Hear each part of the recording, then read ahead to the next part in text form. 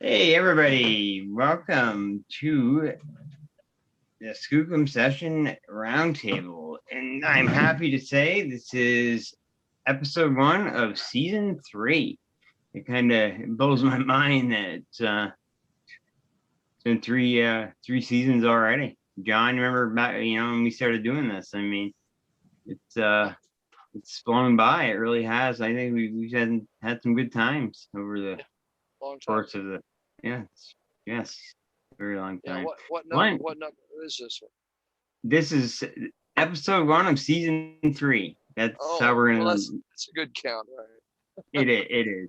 1 to 3. So anyway, we had a good show planned for you tonight. But first, let me introduce who we've got on. A lot of the guys couldn't make it, unfortunately, prior engagements, which is okay. We deal with that quite often, so no biggie. But I got a good crew together, and we're gonna crank out a good show for it.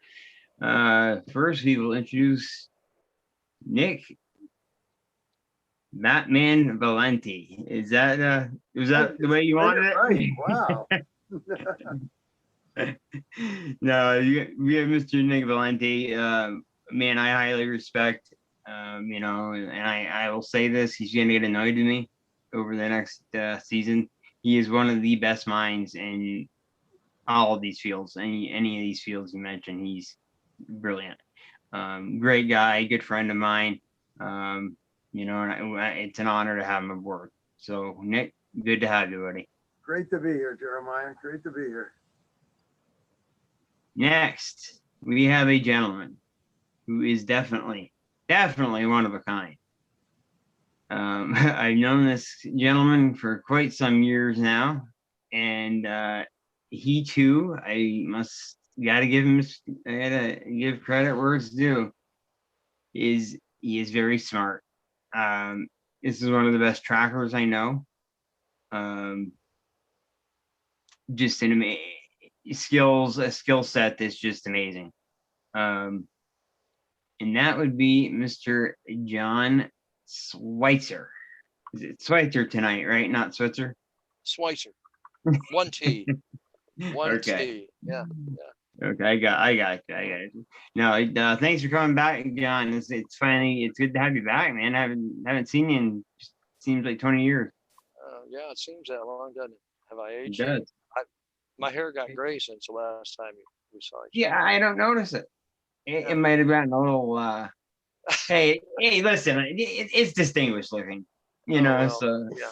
Gray that's the excuse glory. That's the excuse I use. It was it's either the sign of glory or the sign of Gloria. I remember. Well, we don't want to get pick. Yeah. We don't want to get into Gloria, no. No. Oh. All right. Well, thanks for coming back, John, for season 3. Yeah. Thanks for having me. Absolutely. And we have a great guest for you guys tonight. Gentleman from across the northern border, Mr. Sash. Sash, how you doing, man? It's an honor to have you aboard on for tonight. I'm doing swell, man, and thanks a lot for the invite. It's much appreciated. As you can imagine, where I come from, I don't get to have these discussions too often. Right. Yeah, and see, and we actually, when we were gonna, Nick and I were talking about that, and he's like, "Wow, and remember, Nick, you were saying that stuff really surprises me, in Canada, how they." You were saying, Sash, how people are really leery.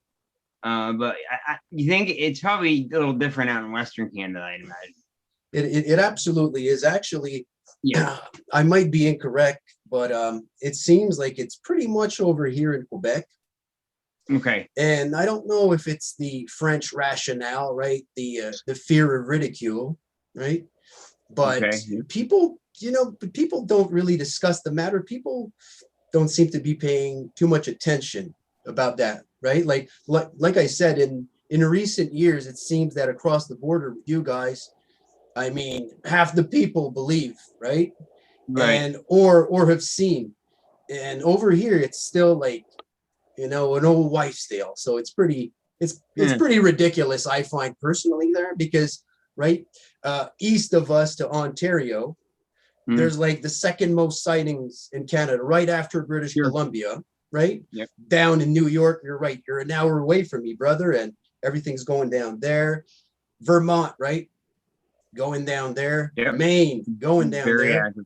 All of those border with Quebec, but somehow over here doesn't exist. That's That's amazing. kind of stupid. Sash, that's amazing because like last week, I was telling them the statistics on that. From 1995 to 2017, in the United States on the West Coast alone now, just Washington, Colorado, and over into Oregon, 3,000 reports of Sasquatch, 3,000. At the same time frame in Canada, you had 660 reports. So, I mean, you got all those people reporting it up there in Western Canada, and like, you know, what's going on? Why are people trying to deny it? And you actually have in Canada more people missing, you know, than we have down here in the Western United States, you know, in those 3 states. And, you know, somehow I believe there's a connection to it anyway. It's just hard to get across the border. That's all. It's just. Yeah, the poor Sasquatches. I mean, you're like, hey. You don't need to use the border there. You just go where you want. Well, can you imagine that? He walks up to Border Patrol. Here's my passport. Oh, you how much? didn't get the COVID vaccine. How much money? How much money do you have? And you had your COVID shot? How does that work out, right? It's pretty crazy. Exactly. Yeah. You know, it surprises me too. I got to admit it does because you know, I'm really close to the reservation here, and we're at the St. Lawrence River. In some area, part of that reservation is in Quebec. Yep. Part of it's in New York. You know, they're a little tight-lipped about it. You know, I understand that. You know, that part of it, but you know, I've heard maybe, God, since I've been doing this, maybe 2 reports come out of the New York side up there on the St. Lawrence. But you know, I have a lot of native relatives, and I've heard some pretty wild stories up there in that area. You know, I'd love to hear that, man. On the Canadian side. So love to hear that, man. If I wasn't family, I don't think I'd be hearing them. You know, it's just I think being family. No, you wouldn't be hearing them because I'll tell you, in the United States, Native American Indians do not wish to speak to the white people about it at all for 2 reasons. Because we're white, and number 2, it's like bad juju. You know, you talk about it, and suddenly what they're talking about comes to haunt them. Wow. Cause them trouble. Now, Sash, I have a cousin who married an Algonquin Indian from up there, from the First Nations people. They went to college together, and her husband speaks with me hours on end when I come up there to Canada, and you know, when I'm visiting them. The one cravat is I have to bring Black Rifle coffee with me. I'll tell you, I ply him with Black Rifle coffee, and the man will speak for a dozen hours and not stop. But that's the trick, eh? I really, you know, I was asking about the Wendigo. Up there in, I guess it would be the eastern section of Canada, the Wendigo is looked upon as different than the Wendigo is in the United States. Wendigo is more like grayish and whitish fur. He does look more like a Sasquatch. That's what he's telling me anyway. And you know, it more seems to me to be like a Gugway type of Sasquatch. Right. In the United States, it looks more like a deer, you know, with antlers and, you know, totally different body structure. Sure. So I don't know. I mean, you know, we call them Sasquatch here. I mean, in Canada, we call them Bigfoot in the United States. In the Himalayas, they call them the Yeti. Yeah. Right. You know, Australia has different name for them. I mean, you know. We could literally go on all night with names from around the world. God. Yeah, for sure. But you know what? If I can step in, Nick, basically there's something that I find interesting. First of all, when we talk about Wendigo, we need to go to the root word and where it originates from. And it actually originates from the Algonquins, the Ojibwe. All right. So the Great Lakes region. Okay. And to them, the Wendigo is really a cannibalistic spirit. Correct. All right. So now that being said, what's interesting is that this name is attributed to a Sasquatch type being in Quebec, at least. All right. Yes, and that's exactly where. Right. And this tells me one thing. It tells me that at least some of these creatures are bad news, right? Because absolutely right. Basically, what I see I see them transposing the original meaning onto that being. Well, I mean, obviously, it's eating people, right? I mean, that's how I see it, right? Not generally speaking, but in northern Quebec, the Atikamekw, okay, they're one of the native tribes here, and they refer to that being as the Wendigo.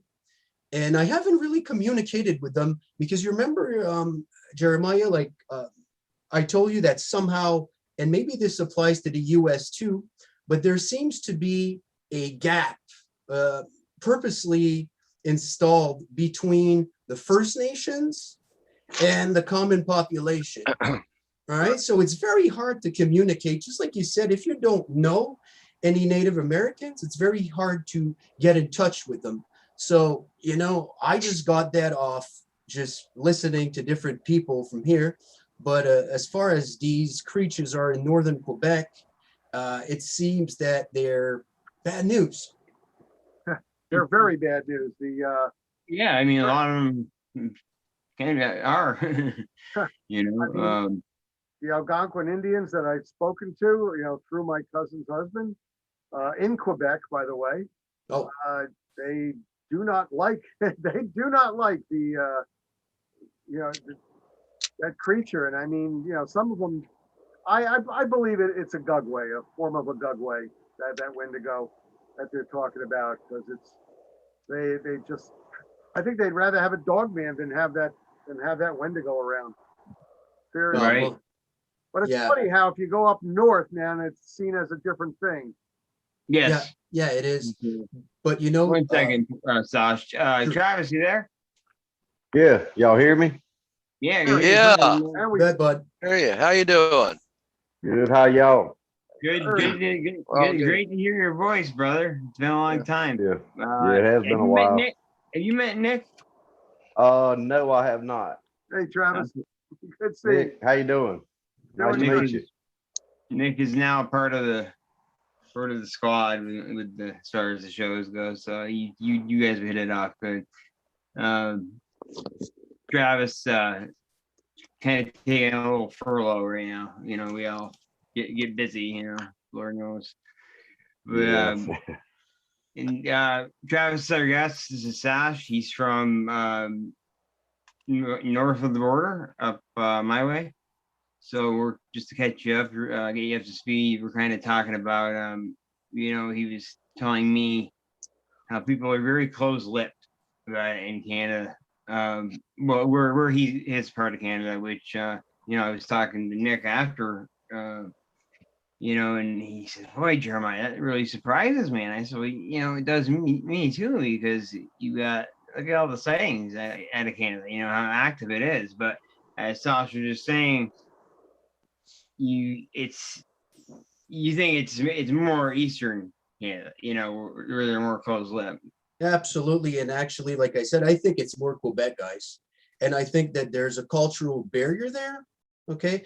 And it really just applies to that topic too, right? And the thing is too, you'll notice, like, if I'm referring to the US, right, you're looking for a Bigfoot organization. I mean, they come by the hundredth, right? It's everywhere, right? Right. Well, over here, there's only one dude I know that does it, right? Just one guy. And even that guy, when I speak to him, he's like, yeah, I'm pretty much the only guy here. I think there's another dude called Peter Bridge or something like that in Western Quebec.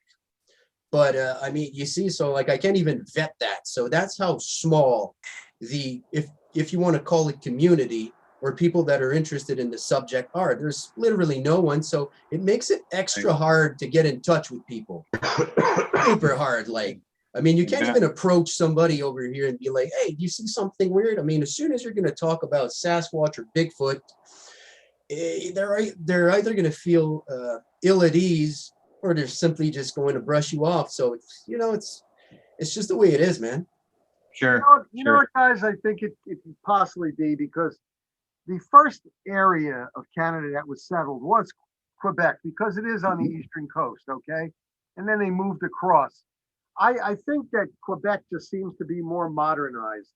And the people there, I think a lot of the people, and even if they did have an encounter, I kind of believe that they just don't want to talk about it because of their jobs, possibly. You know, people are going to look at them like they're weird. And even though it's 2021, they're still going to look at them like they're weird. If they're up for promotion, they're going to be stuck between a hammer and an anvil. You know, what am I going to do? I want to talk about it, but I want that promotion. Their job might be threatened. And just, you know, personally, I don't give a damn. Somebody says something about me. You know, as long as you don't put your hands on me, then you're okay. Right. Put your hands on me, then you got a big problem. But, you know, you can talk about me all you want. And in which case, I'm going to talk about you and see how you can take it now. Right. But the thing is, people don't want to be talked about up there in Quebec because I think they're just more, I don't want to say pinkies up, you know, more uppity, but they're more socially conscious up there, and they don't want to be talked about. They want to be left to do what they want to do, and they want their job security, you know, especially in this day and age. So maybe that's it. Maybe. Yeah, that's definitely part of it. I mean, I can weigh in on that. I mean, I'm in South Central Virginia. I'm near the North Carolina border. Jeremiah was living not all that far from me, about 3 hours at one point. Yeah, not far at all. Yeah. So, I mean, we're talking like old Southern Bible Belt, conservative, you know. No, the area. And and like me, you know, I'm very open and honest about what I've seen, what I've experienced, what I know. I ain't gonna say believe, what I know. Right. And I mean, I catch hell at work. Guys, they make jokes, they crack jokes, which I mean, I hand it back to them all the time. It doesn't bother me. My personality, I doesn't, it just don't affect me. But when you get to talking about something, it's just like, it's so crazy because like the guys at work, I mean, I will tell them something I found or something I saw or experienced or something a friend found, you name it, whatever. Like, oh, that's weird. An hour later, I'm catching jokes and being picked on, but let me bring up anything about a ghost or a haunting. Oh, no, we don't talk about that. Oh, right. No. Right. You know, I'm like, so you're telling me that you're okay with the idea or the belief that there are ghosts, demons, whatever it may be with the paranormal interacting with living human beings, but you can't accept the fact that there is a giant bipedal hominid running the woods all over the world that people are seeing, experiencing, interacting with nonstop. You got primates on every other continent. So why can there not be a North American primate? And I mean, if in fact that's what it is. That's a discussion for another night. But anyway, absolutely. I see your point. I totally agree with you, Travis. I mean, when I first started doing this stuff, I tell you what, I got torn apart. I just got torn apart. You know, by the guys at work, by my buddies, people in town. You know, I was known as the crazy Bigfoot guy. Not much has changed in that aspect, but you know, I mean, definitely caught hell. That's for sure. Yeah, my hard hat at work. I work at a chemical plant. I have to wear a hard hat. I come into work one morning on the back of my hard hat, they had printed a label and it said Bigfoot Angel. Stuck it up, which is still on there. I didn't take it off. I left it on there. You know, but which they don't know this, but I have 152 little bitty Bigfoot stickers in my truck right now that just came today. So everybody's gonna have one on their hard hat. Oh, There you go. shit. Oh, no. Sneak Yeah, out to the you got to spread the love, you Yeah. know. You gotta Travis, spread the love, baby. You gotta Travis, spread the sneak out love. into the parking lot and stick it on the back of every one of them vehicles. Oh yeah, yeah. They're all gonna get one. You know what? Maybe two, because if Yeah. you find one, you're not going to look for the other one. You're right. Oh And if man, you- that is great. The better you get But to know that- Travis, Nick, you will realize that he's gonna damn well do it. He's not joking. Yeah, He's gonna. I'm do what's the it. word? I'm impetuous. That's a very good word. That's a Yeah. great word. Good word for tonight. It's the word of the evening. But that's the thing with the culture, and the bad part is media, all these really, really bad so-called reality TV shows, and and there are really intelligent, credited people, doing the research, and they really are doing the right thing. But once you get TV involved, and it makes it like a pop culture kind of thing, and makes it a joke, and not I've seen it, I've lived it, I've been out there myself in the woods at night. I mean, I have personally witnessed. I don't believe I know. There's a difference in believing. Like, I don't believe that cows exist. I know they exist. I've seen them. Well, same thing with a Bigfoot, Sasquatch, whatever you want to call it. I know. I've seen them up close, personal. Yes, I know. Yeah. But a buddy of mine made a comment the other day. He's about how Hollywood has done it. He says, you go to see a Bigfoot movie, and the first thing you see is a couple of kids nude in a tent, or they get some porn star, and then it's like, okay, let's go kill the monster now, and everybody dies. Yeah. And it's like, okay, that's just they cheap it out, they make it cheesy, they go into that like cultural thing from like the late 70s, 80s, the old really crappy nudie horror flicks, and and all they're doing is really taking the true accreditation away from what you're dealing with. Go see go watch Freddy Krueger. That'll do it. Yep, exactly. Well, I'll tell you, Jeremiah knows this. He knows my story. I did see one, so I don't have to believe. I know what I saw. I saw a dog man 30 feet away from me up in the Watchung reservations back in 2013.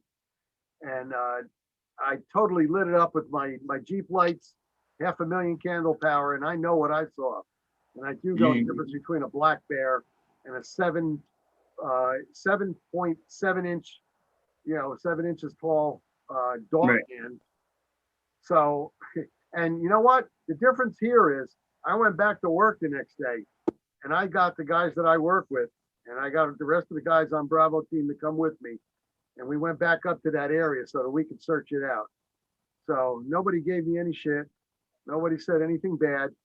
We did check the area out. We did find some claw marks.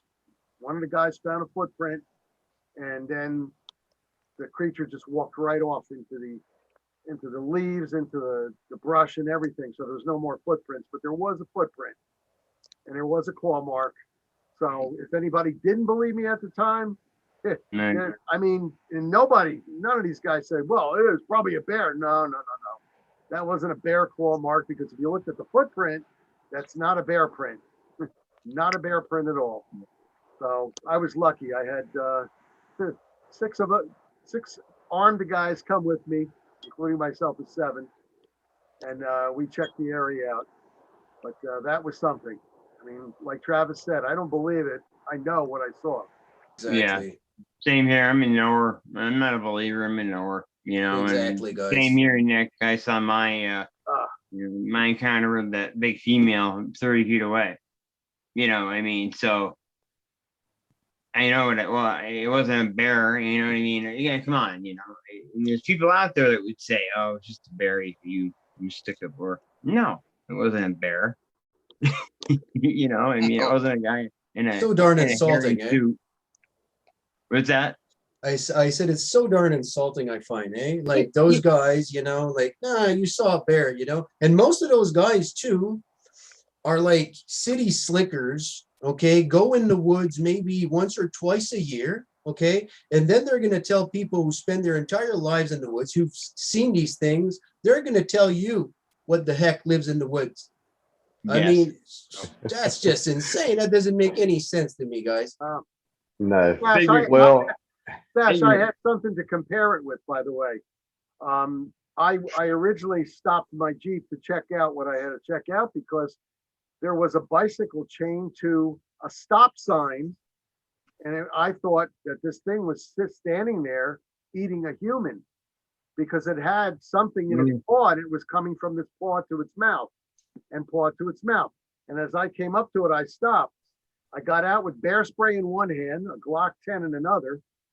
And I'm looking at this thing. And the next day when we did come back, I measured it in accordance with the stop sign. You know how you put down a ruler or a pad or something on the ground to measure a footprint?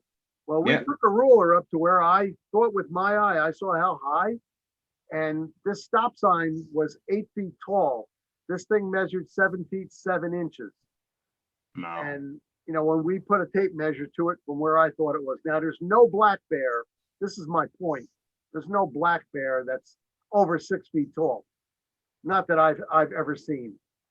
So, I mean, you can get a grizz, maybe bigger, but nothing that big. The only polar bears are going to be, that size and bigger. I mean, that was simply something amazing.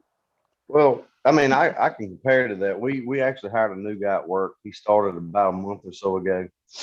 Now, his nickname is Heavy. He is 6'10" tall and he weighs 400 Oh pounds. my God. Woo, big boy. He's a big man. I mean, he is a man.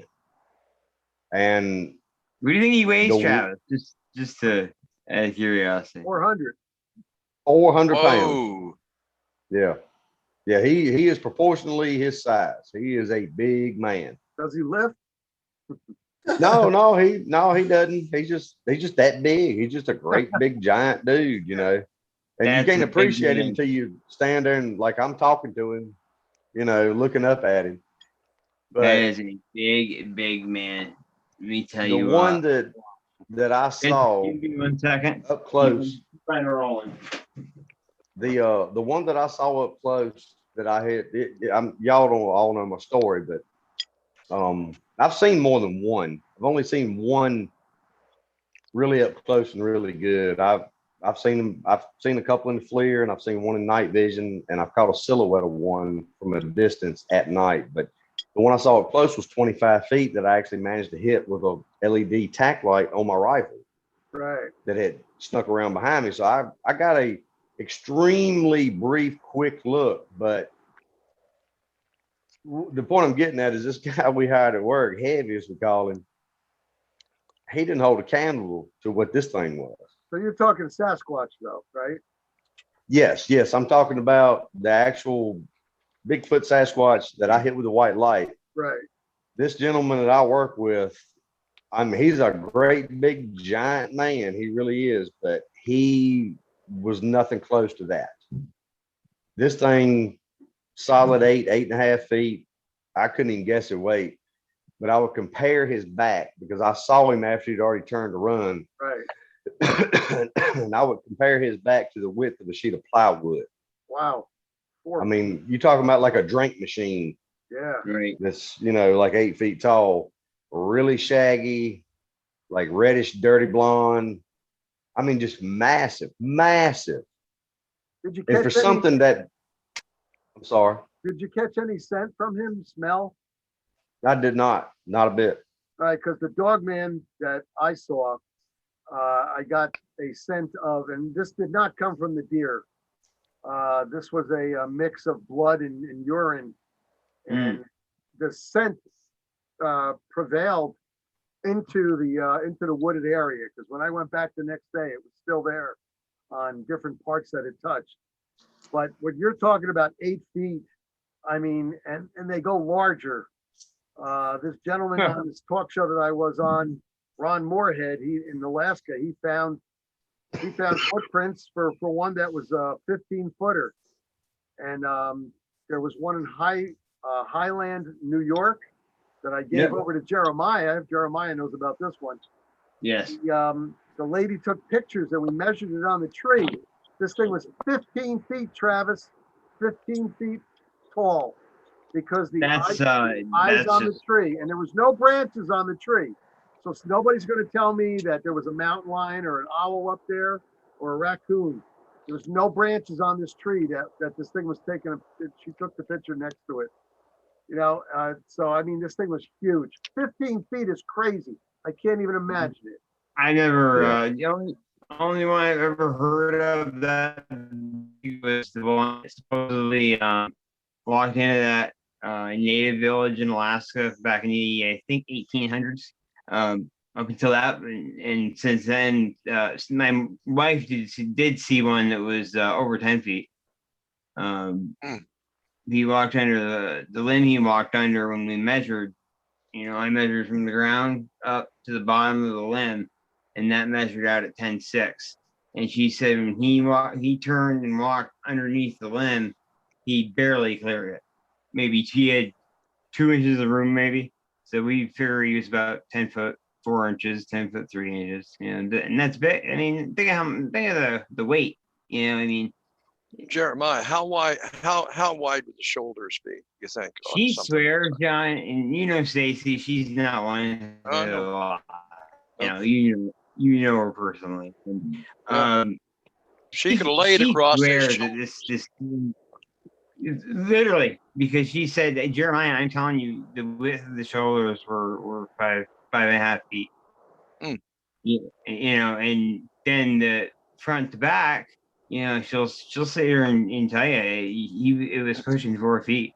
I mean, she when you guys meet my wife, you'll Travis knows her too, and Travis knows she's not one to lie, you know, and I can tell when she's spinning the yarn to get me going, you know. But that's big, you know. 10 feet's big. I can't imagine 15, you know.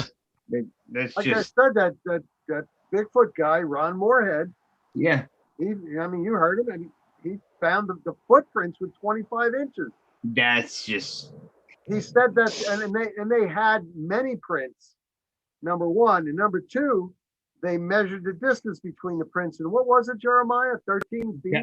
I want to say you told me, when we talked about it was 13, I think. I mean, the thing must have been moving a little fast, but 13 feet, that's pretty still between left and right footfall. Yeah.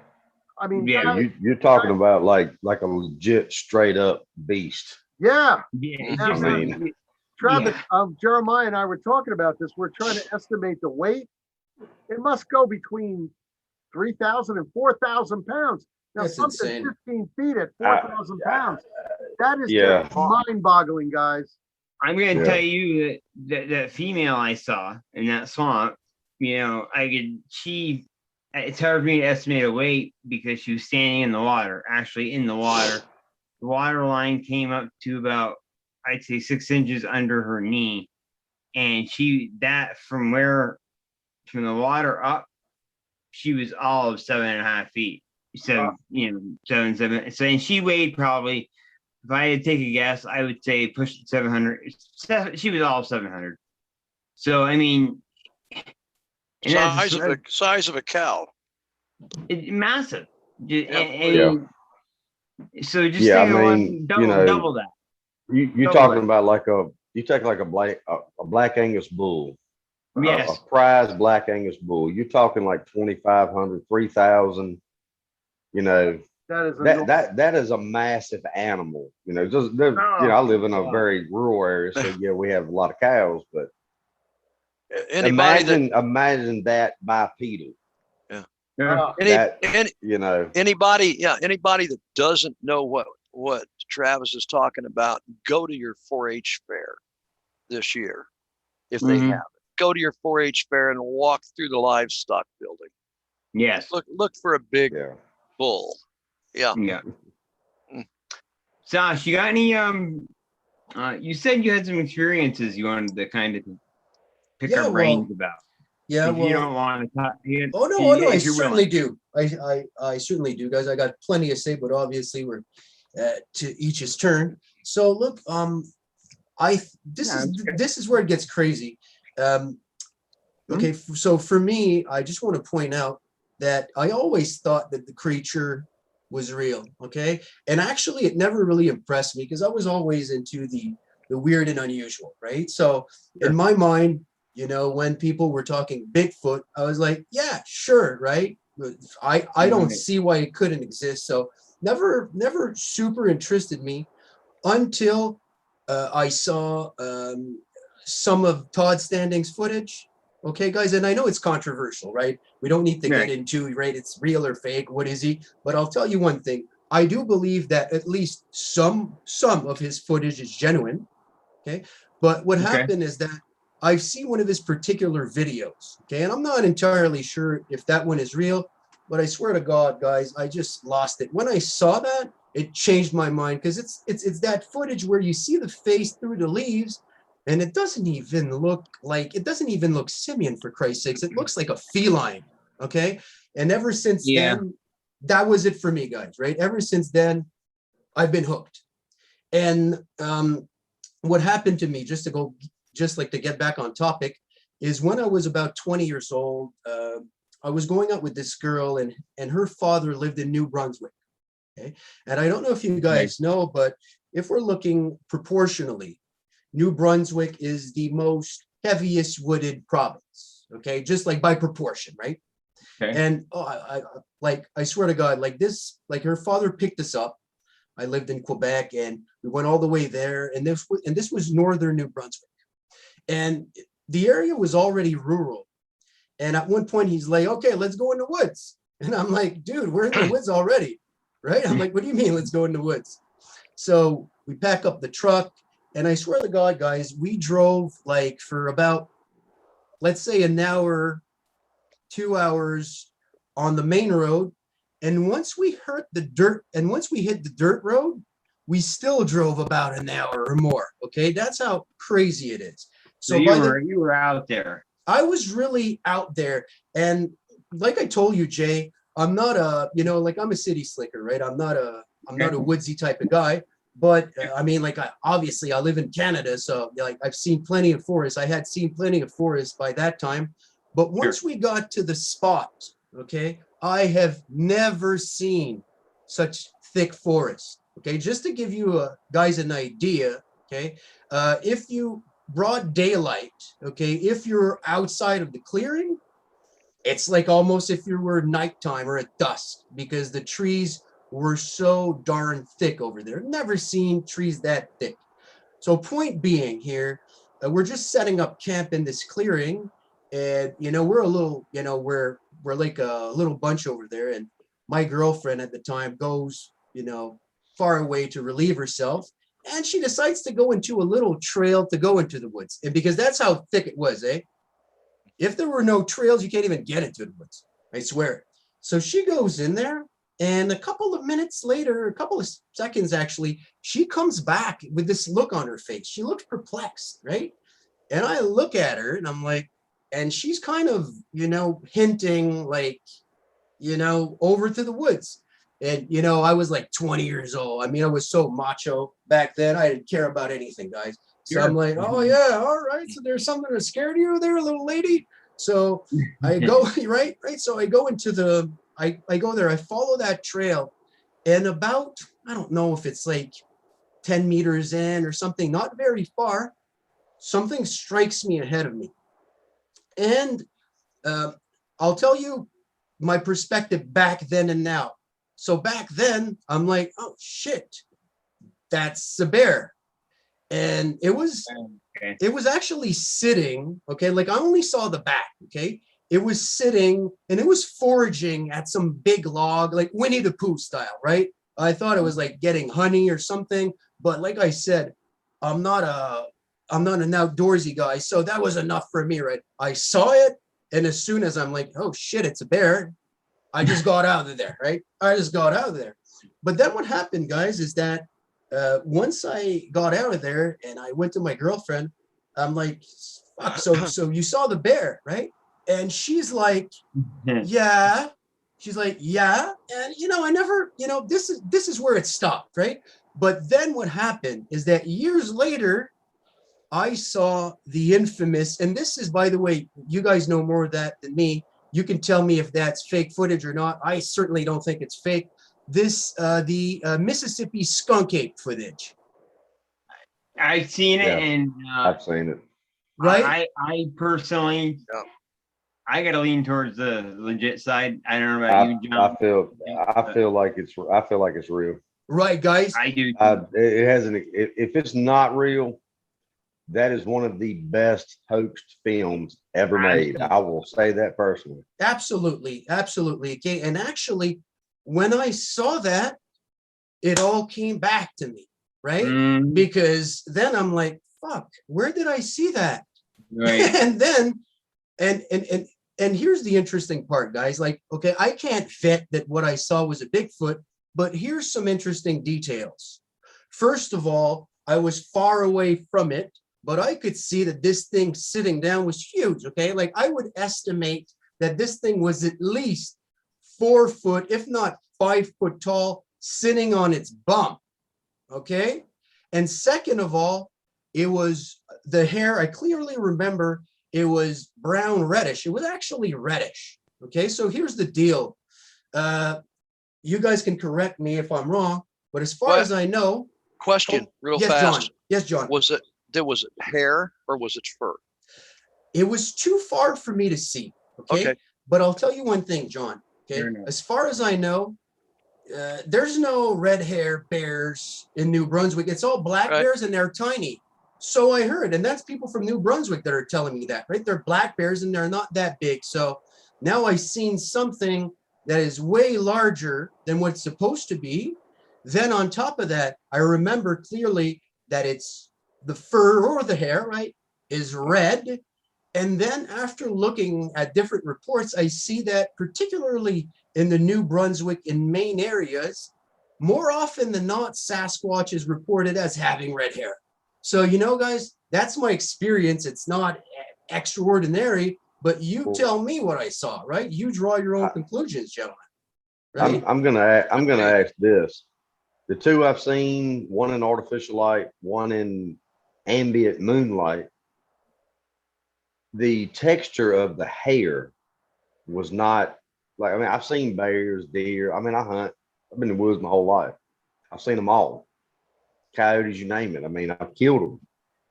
But the two I've seen in, like I say, ambient and artificial light had really matted, stringy hair.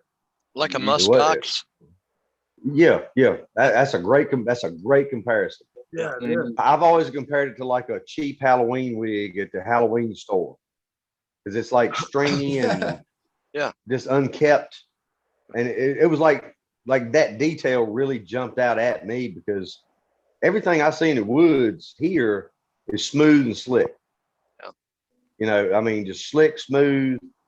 The bears, they have, they got a little bit of tough to them, but they don't have like dread, stringy. Yeah. Right. So what I know you didn't see it up close, and I'm sure you didn't want to hang around and look at it too long. But at any point did you notice like a more of a hair quality to it? Well, you know what, Travis? The thing is, I would have paid way more attention if I knew what I was looking at. Because, at that stage, we're talking, look, I might not look like it, guys, but I'm 40 years old. And I was 20 years old. And back then, I didn't know better, right? First of all, back then, just like most people, I guess, I thought that this was a Northwestern phenomenon. I had no clue, right, that this phenomenon was anywhere else. So in my mind, I didn't even second guess it, right? I just thought, oh my God, that's a big bear right there. I think I'm going to leave, right? So I didn't get a good look, but I'll tell you one thing though. It's really, I saw the back. I don't remember seeing ears, if that means anything, right? Because, bear, right, that would probably stick out a bit more. And there's one thing I do remember, the mechanics of it, if you will. The motion was strange, man. It was, I don't know, man, like the way it moved, I'm like, You know, like I didn't stick around, obviously, but it was quite peculiar. I'll tell you that much. You know, if you Well, go and to, I'll add to that is typically, even if you're not per se an outdoorsman, you know, you grow up watching stuff on TV. You go to the zoo. Yeah. You know, I mean, you've got an idea of what's normal. When you see something out in the woods that, even like you say, the mechanics in motion, the posture, it's something in your mind that just tells you this is not something normal, known. It's not like on my, you know, my database in my head. And that was the thing for me, you know, the first one I ever actually saw, I was 18, 19 years old. It was on a ridge top above me. It was a brief glimpse, but it was upright, vertical, really shaggy and unkept, and it was against the moonlit sky. I just saw the silhouette. But that quick glimpse right there, I was like, I had no explanation. It was it creeped me out. I mean, I was scared.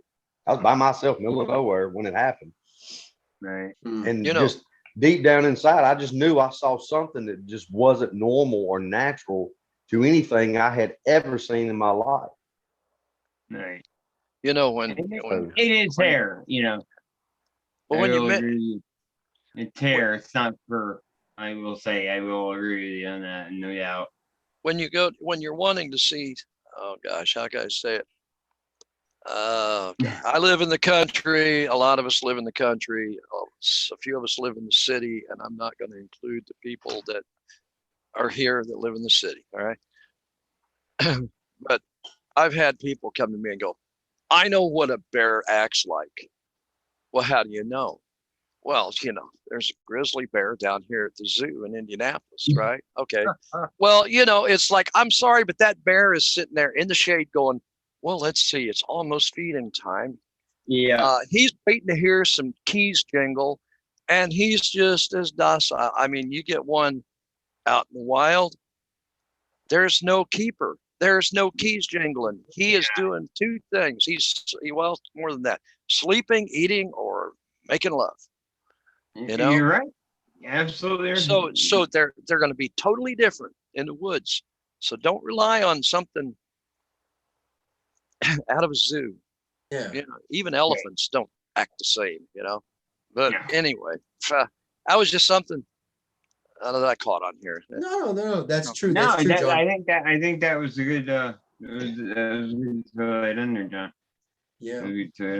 I'm going to tell you this, Sash. Everything you've told us so far, and I think the guys will agree, that everything you have told us fits with an encounter, a Sasquatch encounter. You know, Yeah. Charlie. I know you didn't get a frontal view, you know, see the face or anything, but everything you told us, you know, so thus far, fit. I get it. And Jade, like, there's just one thing I wanted to add up to that, because this is where I find it's very interesting. Like I said, when I came out and I told my girlfriend, oh, so you saw the bear, she didn't look convinced. Okay, so this is where it gets interesting. I saw a bear, didn't know any better. I've got a feeling, guys, okay, because basically when I got in, she already warned me, right, to be on the lookout for something. But I have a feeling that when she went there, she got a much better look at that thing than I did. And, you know, like I said, when I told her you saw the bear, I mean, if she saw a bear, she would have told me, yeah, you know, she's like, yeah, but she didn't look convinced. And unfortunately, I wasn't that much of a gentleman back then, so we're not really on speaking terms anymore. But I so wish that I could just like ask her, right, in retrospect, what it is that she has seen, because I really quickly dismissed it at that time. Well, I mean, you can't blame yourself for that, you know, dismissing it at that point in your life. I mean, you think you're 20 years old, I mean, you're still, I mean, that's pretty much still a kid, you know, so yeah, maybe it was a female. Maybe it was a female Sasquatch too. They had you know, his girlfriend, and they had a moment for a second there, you know, or something. That's why she's like, I'm not going to tell that you're out here. You know, I don't know. Oh, well, it could be. Well, really, like I said, it really intrigues me. It really intrigues me, but and again, like in New Brunswick, just like to bring that to that, because like I said, it's pretty much, it seems to be Quebec that had pretty much the stigma that people don't talk about it, because I've got a couple of friends that are from New Brunswick. And when I talk to these guys about Sasquatch, you know what they tell me? They're like, yeah, Chewbacca. And people in New Brunswick, actually, a lot of them know, right? I'm not going to say believe, right? Because I know that you guys have seen it. I don't doubt you for anything. So even if I haven't, I can figure out, right? It would be pretty disrespectful for me to say, I haven't seen it, doesn't really exist, right? That's not me. Yeah. I mean, like, I trust you guys on what you've seen, okay? And when it comes to people for New Brunswick, they refer to it as Chewbacca. Okay, and they know it exists. I mean, to them, like if you speak this to Acadian people, they're like, yeah, we know it's out there. Yeah. So well, you get spaceships and you get the Millennium Falcon, and naturally Chewbacca or spaceship. That's right. Bigfoot, right? It's right Yeah. through the porthole. A lot of people do though. I mean, they do. You do hear that comparison. Yeah. Well, a fun fact, I'll throw this in there. It's just a fun fact.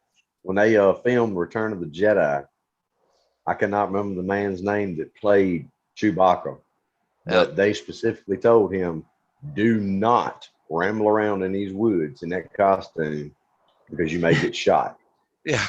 Because someone may think you're a Bigfoot. Because they were, I can't remember where they filmed it. It was Oregon, Washington, it was Northwest in the redwoods. And we're talking, the old, our generations. Yeah. So, yeah. Yeah, I mean, of course. I mean, that looks in Return of the Jedi, like Return of the Jedi, I mean, that looks like the Pacific Northwest, at the end when they're having the little party with the Ewoks. Yeah, but I mean, and just talking about as far as people talking about it, where I live at, this is not something people talk about. Right. It is really, really, really rare and weird for anyone to, I mean, and everybody that knows me knows I do it. I go out, I've seen them, I fool with them. I'm trying my best to get better footage, evidence, you name it. I mean, I found the prints, got some pretty good FLIR. People know that I'm into it, and still, at the most, if someone approaches me and talks about it, they will tell me what happened, and then they'll turn right around and say, well, it was just weird. It was probably a bear, or maybe somebody just messing with us. I'm like, really? You're in the middle of nowhere at night. And I think that's what it amounts to, is so many people are like so afraid that I don't know if they don't want to believe for themselves, because it's scary. I mean, it's scary, just the idea of it. But it goes back to like at work. I get picked on all the time, and I always tell all of them, these guys, they go out and they hunt, they fish, they outdoorsy, redneck, big trucks, you name it. I'm like, well, let's go Bigfoot hunting. Hell no, you crazy. I ain't going out there. They deny it. They deny it because they sure as hell don't want that to be part of their belief and keep them from going into the woods doing what they want to do. That's what I think. Yep. Yeah. Definitely. I don't want it to stop me, but I keep hearing about dogmen in Indiana, and I've yet to hear anything in Indiana from anybody about a dogman. I always hear it from people from out of state. Oh, you got dogmen in there. Remember that encounter, black, blah, blah, blah, blah, blah, back in the holler and yada, yada. And I'm like, no. You never heard about it. Pardon me? Nick, I was just asking Nick if he gets any reports of Indiana, any dogman reports. I've got plenty of reports. I can send them. Yeah. Yeah. See? And we never hear about them here. And believe me, I got my ears open, Well, like we were discussing, I don't know if I discussed it with Jeremiah or I was on another program. One of the listeners sent in a question and said, well, why don't I see it during the daytime? I said, well, think about this. They're hunting at nighttime. They are sleeping and hiding during the daytime. Mm-hmm. So generally, you're not going to see them during the daytime. Hunters generally regular hunters, I mean deer hunters and the like, they're out there during the daytime. Yep. You know, and just let them go out there at nighttime and hunt deer. I mean, I don't think they're allowed. In New Jersey, you can't, because that's called deer jacking. What they do is they hit them with a spotlight, and the deer freeze, and then they can shoot them. That's not allowed. Yeah, very spotlighting. Sporty. But let me see these hunters go out there at nighttime and go up in their perches up in the trees and have their FLIRs or maybe a little infrared and see, or maybe even a regular old spotlight and see what happens. Just see what you're going to see. Like me personally, I mean, I've spent years predator hunting at night, coyotes, bobcats, foxes, and I have spent countless hours way out by myself. And I can personally say that right at dark, and especially an hour or so after, all the way till morning, the woods come alive. Oh yeah. There is so much more activity going on after dark than it is in the daytime. And it didn't get questionable for me doing that.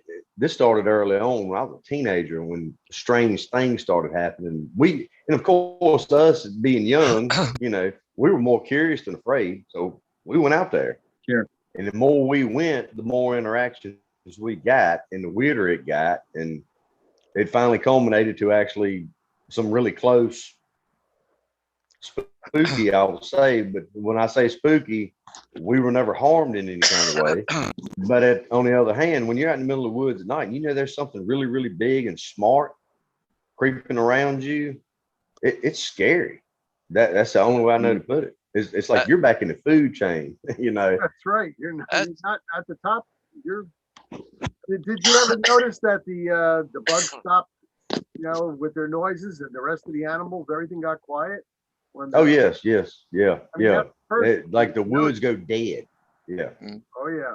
So I've always paid attention. Yeah, that's when you know, because you know, if I'm out in the middle of the woods at night, you know, 2:00 in the morning by myself, dead quiet, no light, because I don't use lights. A light is my last resort. The light comes on when I feel like I have to cut the light on. Right. I have the technology to not use a light. But when you're out there at 2:00 in the morning, sitting there dead quiet by yourself, and things are moving, you know, things going on with them, and all of a sudden, it's literally like you just cut the speaker off. No sound, nothing. You know, and you're like, I'm not by myself anymore. Something is here with me, you know. You know, Travis I had a saved my butt one night. You know, I had one following me, and I didn't know it. And Travis said, "Jeremiah, you better get out of there now." I said, "Why?" And he was the last one online to me. You know, I was doing a Facebook Live thing from a new spot I had found that was very, very extremely in Vanceboro, Nick. In the swamp in Vanceboro. But Travis said because he just peeked his head around that tree about 5 feet away from you and gave you a look and popped back behind it again. And I said, okay, that's time to leave. You know, I was and actually that same night, I do remember very well. I saw him twice. And on your way out, your same way out, you found a 17-inch print that crossed your path that you took in. Yep. So you were being paced and circled. I mean, they were on to you. I mean, I got worried for you, you know, because I knew you were alone. I broke my own rule, and you know, I guess we're all guilty of it every now and then. But that was pretty spooky evening. I had a friend of mine put me on a deer stand, and I wasn't that far off the road. And it was, the moon was out. All right. We had a full moon, if I remember right, or pretty close to one, 3/4. You could see pretty well. And I'm not getting up. And this is an old, you know, wood board nailed across some limb type of tree stand, 6-7 feet up. I just stood there at the bottom. And I hear this sound coming down the other side of this ravine. And it was like step, step, step, and it was heading right towards that tree stand where I was at.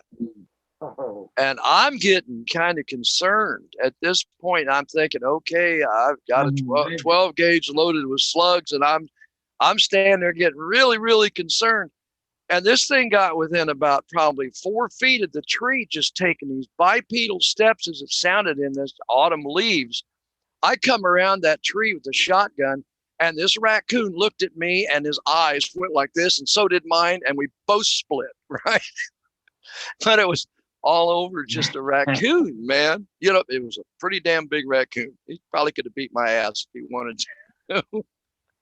But yeah, but you know what? Human beings. I mean, you take us, and when does the city come alive? But at night. at night, yeah. So what's the Night. difference? What's the Night, difference? you know. Yeah. We You're- wish we was sleeping during and the that, day. that aspect. Yeah, night. Yeah, So I mean, we wish we could sleep till. yeah. So Sash, you know any you said you had what's the area you were telling me about that? Okay. What is it?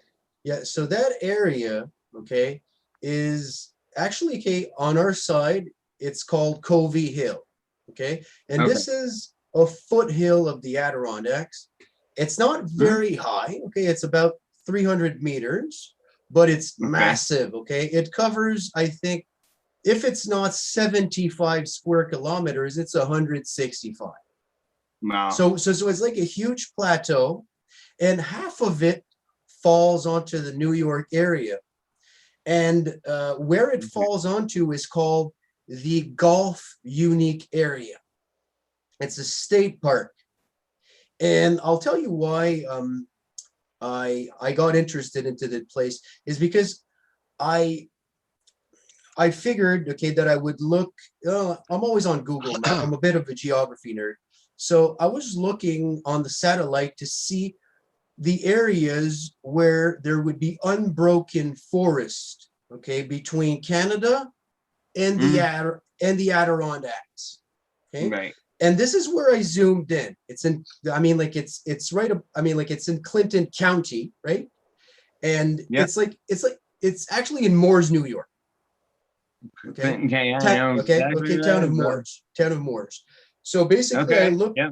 you know, like I looked at it, and it was so particular because, yeah, the main thing about it on the U.S. side is that there's like, maybe I'm exaggerating here, but it's been referred to as a miniature Grand Canyon. There's like a gulf that separates Canada and the U.S., and it's like a natural border.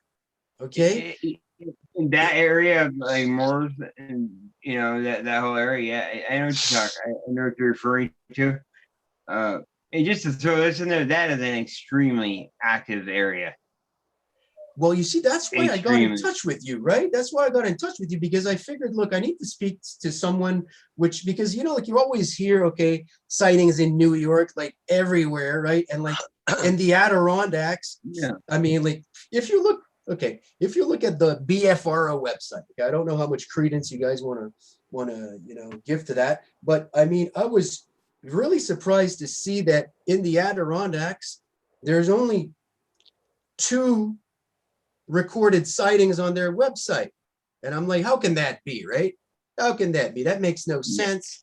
But then this is where it gets they're crunched. not good about reporting their sightings. I can tell you that personally. Yeah, So don't put much credence in that. No, They do not keep a very good database as far as sightings go. Obviously not, you know.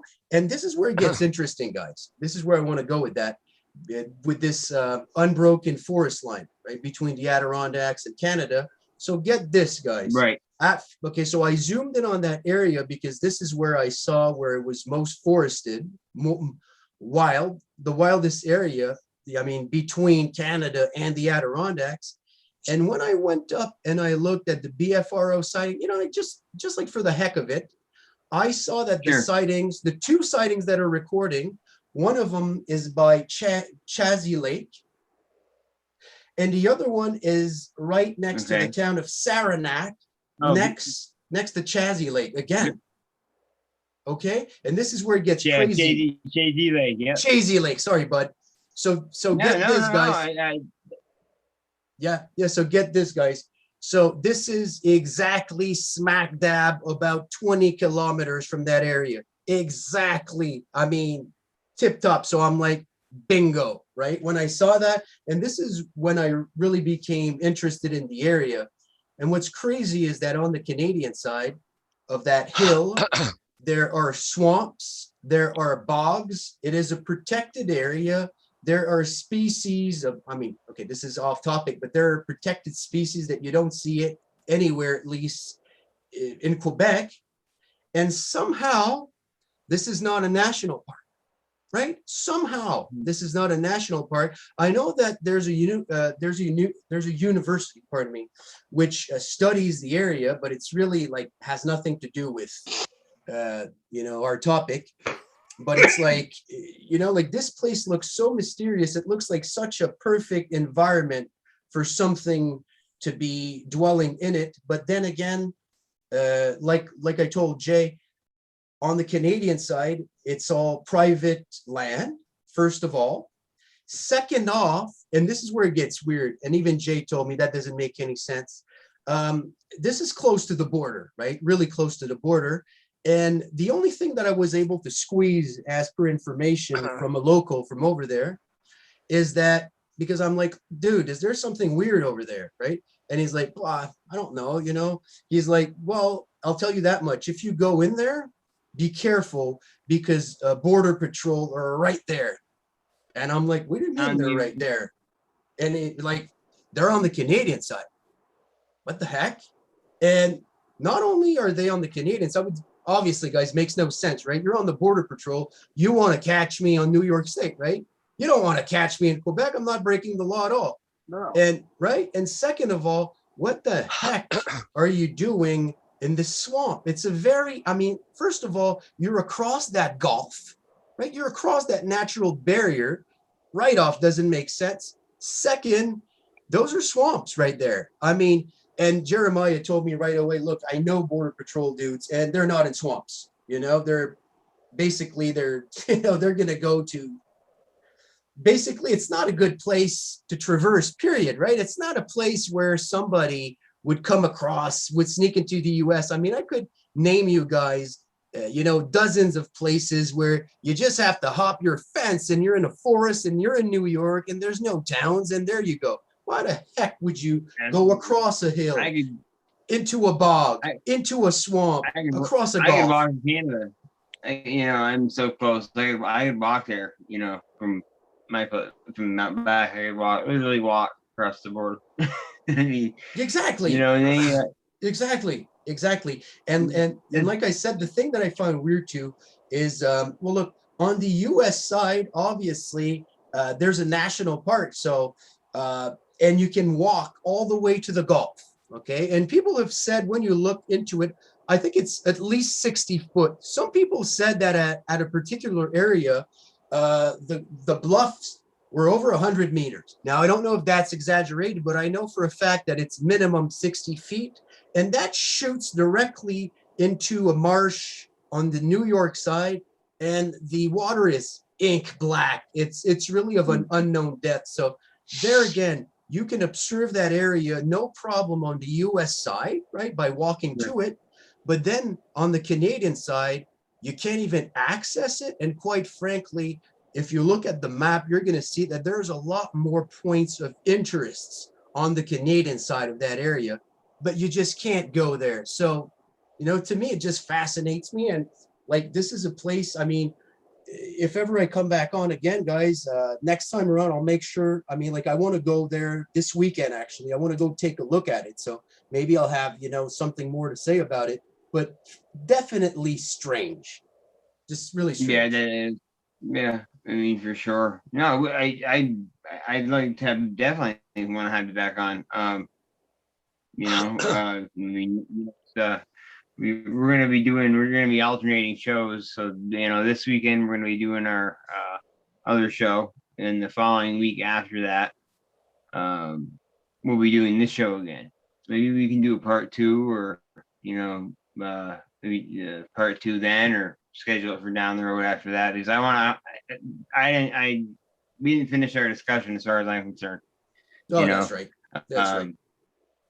That's how I feel. I think you get a lot more to add in there. So Sash, I definitely want to get you back on it. Sash, if you do go there this Definitely want to get weekend and you do see Border Patrol on the Canadian side, the U.S. Border Patrol, they're now regular citizens of the United States.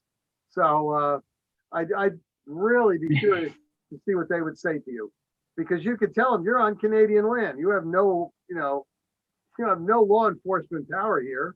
Why are you That's approaching true. me? That's true, Nick. That's true. Without a doubt. That's true, but You're as right, far as Nick. I heard, like this is the thing that's a bit weird though, is that there's many factors I think why people don't venture too much in there. Of course, there's the private land issue. There's the other one.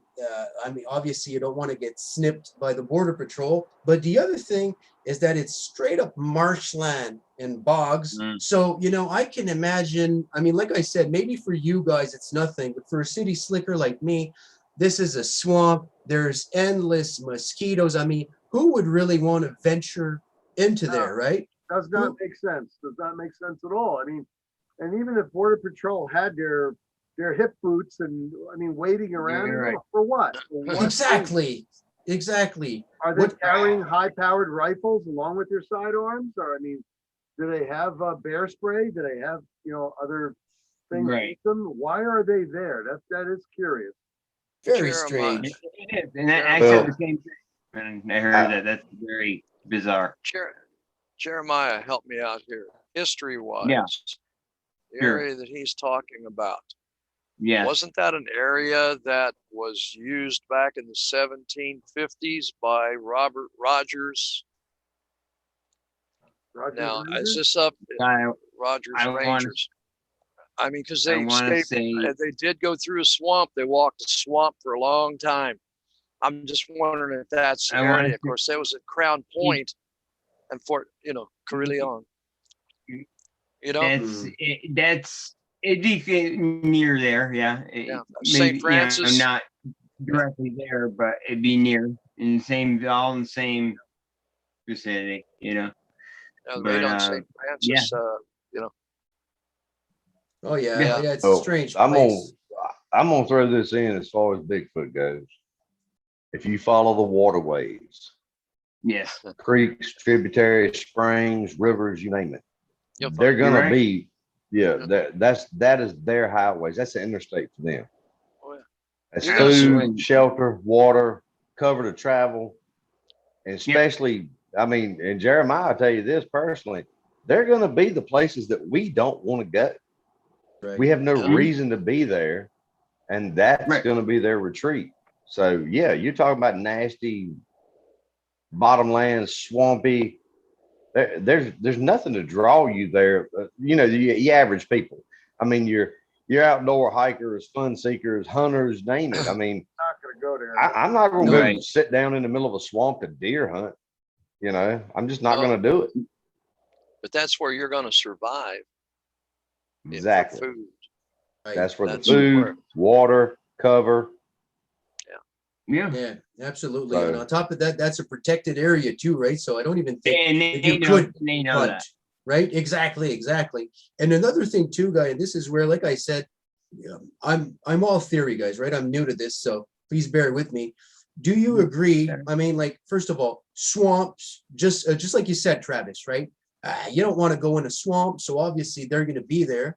But another thing too is the bluffs, right? I've heard, and this is something where I've heard of in Iowa, right? Iowa, cornfields, middle of nowhere, right? But I heard that the eastern part, the part that borders with Wisconsin, okay, it's actually there's bluffs over there, and I heard that there's a lot of activity there.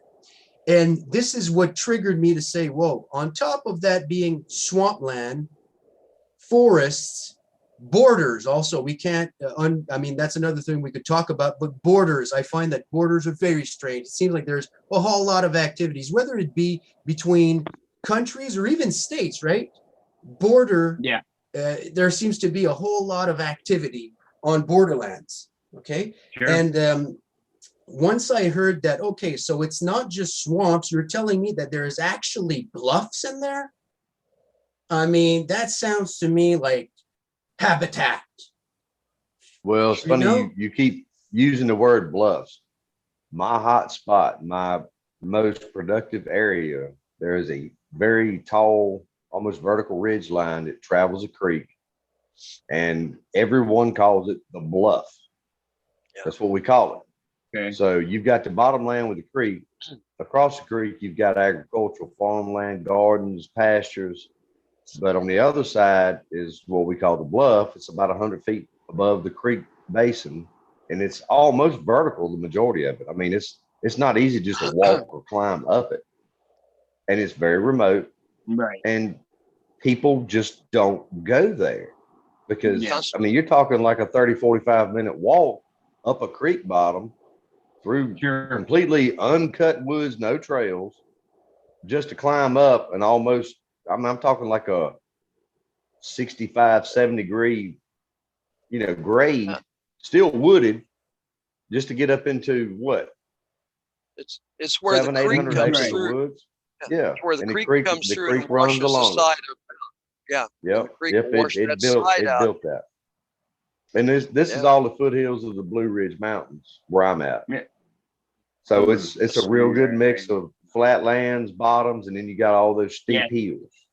And the hills are Yeah. great because, I mean, where are you going to be if you want to see someone coming or watch what they're doing? You can be up on the hill. That's your vantage point. Take the high ground or halfway, Exactly. just hop over the ridge and look down. Yeah. You know, Yep. if you're hunting, deer hunting, Yeah. you don't want to hunt from the ridge. You want to drop over the ridge and look down. Yep. You know, that Yep. way nobody Right. can see your silhouette or your shadow or Yeah. whatever. Absolutely. They are going to be places that is no fun to go. That just movement in general is difficult, low visibility. They have every advantage over us. And No. that's where I go. And I'll tell you right now, I hate going. I'll go because Right. I'm just so addicted to it. I can't leave it alone. But I have no advantage. They know I'm coming. They know I'm there. They can move around a whole lot faster and quieter than I can. So those are the kind of places they will go to. And your average person, even your average hunter, the guys that hunt around here, they're not going to go up there. They're not going to walk 30, 45 minutes through awful brush, crossing creeks and fences and up hills and down hills to what, kill a deer? Because then you got to get it at them up there. Yeah. Exactly. So they're not going up there. Yeah. No, I don't want to drag it. I don't want to drag a Exactly. deer up the bluff. Exactly. I don't want to walk up there and back, much less drag a deer with me. Oh my God. Absolutely. That's the kind of places they'll be. Yeah. And Guys, at night, I gotta they can venture out. So go ahead, Travis, first. Just to throw in something on what Shaw was saying, Iowa borders Missouri, and they have the Takano Prairie Conservation Center, and it's been a hotbed in the last 4 months in that area, not only for Sasquatch, well, more for Sasquatch, a little bit for Dogman. So we've gotten some reports. I was just checking out some reports over here. So that would be the south western area of Iowa that borders Missouri. And like I said, the Takano Conservation Area. Interesting. Right. And Nick, maybe like not this time, but at some point we're going to have to speak together, buddy, because I'll tell you one thing that's not so much taboo in Quebec is werewolf. Okay, so that's crazy, eh? Yeah. So we got to talk of that show. Loup-Tigrou. Am I saying it right? I don't know. Very Lou LaRue. Yeah. Lou LaRue. Well, there's two types. There's two ways to say it, really. But down in Louisiana, that's where they have the rougarou or the loup-garou. But in all honesty, very interesting. The people up there are willing to believe, Shaw, that a man can go from a human into a werewolf and then back again.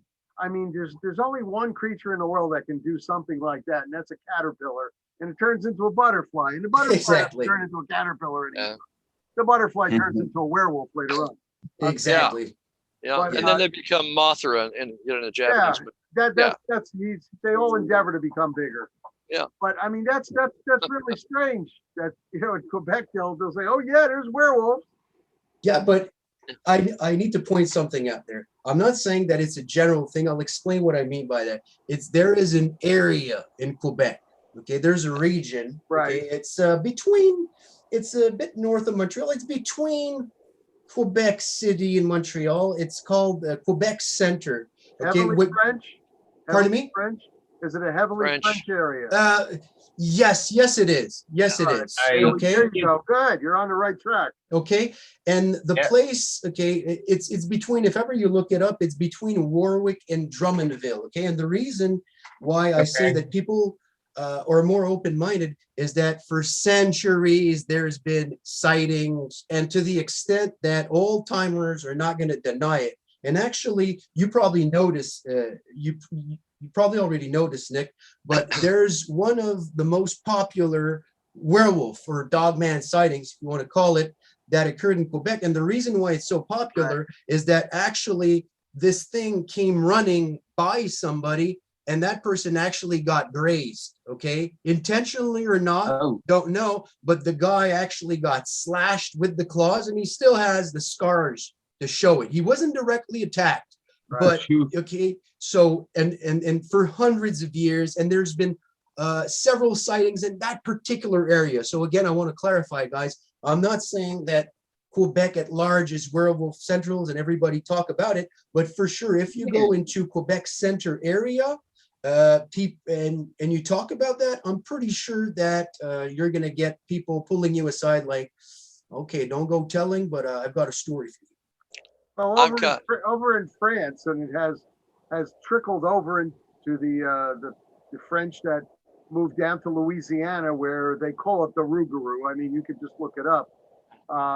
In France, they call it something else, and of course, the French settled in Quebec, Canada, and that's a heavily French area. So yes, they do carry on, you know, with the stories about that. I can imagine, but that's really amazing. There's a story that comes to my mind, and now for all you guys out there listening, as historians, you can blow me right out of the water with this, but I believe that it took place in France back in the 1700s, and there were werewolf killings, all right, massacres, you know, and no doubt about it, this thing was an animal, and there was one person that said, I can kill it. Right. They hired him, kill it, and he shot it, and it ended up being stuffed, and some lord somewhere has got it in a collection, and it's in a museum. It was a freaking hyena, and it was this guy's pet hyena. What? Wow. And and it was his pet hyena. That's how he did in France. Man, you had traveling shows, you know. Yeah, that's true. I mean, bear fighting a lion, the man staying, you know, you had carnival crap, you know. And if somebody could buy a hyena, okay, now look, this is a story. I mean, and they tried to prove it on that history, and what got me, why I remember. Yeah. Jeremiah, you know, I'm a 45-70 freak. I've got one sitting right here at arm's length, right there. Okay, but they wanted to try the silver bullet, and this fellow was shooting it. He was shooting with a flintlock rifle, and I know about black powder and shooting a flintlock rifle. And you wrap that sucker in a piece of cloth, unless it was a smoothbore, and you can still wrap it in cloth. Well, they cast up some silver bullets and put them in a 45-70 case. Of course, you know, 45-70 lever action is not as accurate as sharps say, but it was inaccurate. Well, it was silver being shot out of a cartridge rather than lead, you know. You get it, Jeremiah. Anybody that shoots here knows what I'm talking about. Well, But silver's too hard to cut into the rifle grooves. Yep. So Yeah, you it's might as well harder. be shooting a smooth bore ball because you're not Yep. putting any spin on the bullet. Yep. So this guy shot it with a flintlock, probably a smooth bore, a big ass 60 caliber, you know, lead. And he was close enough to it. Nice.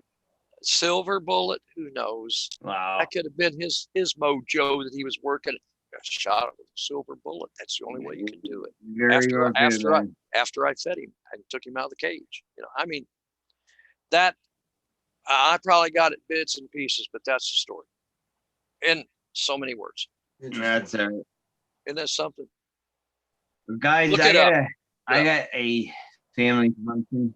I will. Yeah, we're gonna have you back on. I'm gonna email you tomorrow, and we'll set a date. You guys have the man back on or what? Sure. Oh yeah. Yeah. More than merrier. Definitely. I want to hear Definitely. Border Patrol arrest. Well, that was good stuff, guys. I thought. Well, there's a lot more, like I said, not personal experience, guys, but like I said, I really appreciate it because, like I said, there's only one Bigfoot dude, and he's the only guy I speak to that. And when we speak together, we speak for so long that our girlfriends get mad at us. Okay, because that's how. Yeah, basically, because we got no one to talk about it to. And anyways, guys, it's been a real pleasure speaking to you, gentlemen. Been great. Pleasure's been all ours, man. Pleasure's been ours. Everyone, thanks for joining us tonight. You can reach any of us on the YouTube channel. It's the Band of Bigfoot Brethren and guys, it's been so long since I've been on my own YouTube channel. Paracrypto Research Group.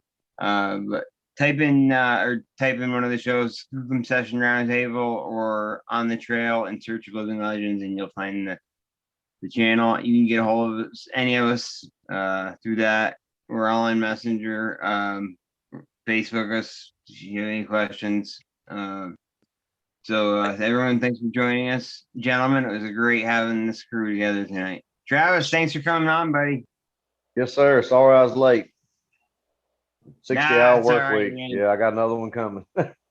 I'm late for my little thing shindig right now, so we're that's all right. It's all right to be late every now and then. Great meeting. Right. What's that? I said it's great meeting everybody here. Yeah, it's a good meeting. Yeah, you. absolutely. Absolutely, guys. Same here. Absolutely. Well, we'll be seeing each other again. That's a promise. In about Yeah, it's good, guys. week after next, right? Yeah, Okay. absolutely. All right, gentlemen. Y'all have a good evening. Excellent, Yep. guys. All God right. bless. Good night, Have a now. good one, guys. Pleasure. Y'all have a good night. Bye, guys. Night.